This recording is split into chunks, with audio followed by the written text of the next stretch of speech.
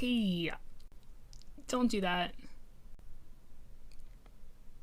If you're on my side of TikTok, you likely remember a video trend that went viral a little while ago in which people looked into the mirror and told their reflection, "You are not me."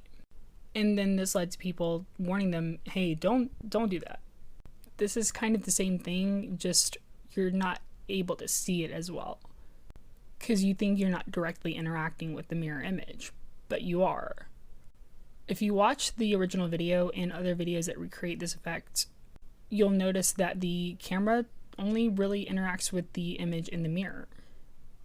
Both faces are looking directly at the camera, and only the mirror is being picked up.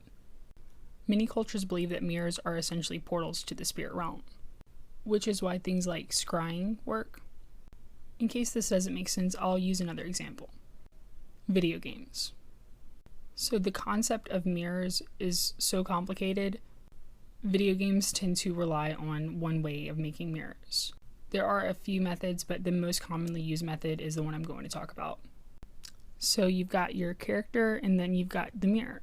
In order to render the mirror character, the most common form of making mirrors in video games tends to be literally creating a second version. So it's as though an invisible wall is placed in between the character and another version of the character. This guy and this guy are two separate characters. They are not the same, which means if the invisible wall was removed, all you'd have to do to interact with the other character is jump through. Same is the theory for how mirrors work in the real world, at least on a spiritual level. Essentially, what you're doing when you're using this filter on a mirror is it's connecting with the spiritual double, making their face move, making its eyes move and blink, not yours. So anytime you deal with mirrors, you need to be careful, but especially one that interacts with it on such a personal level.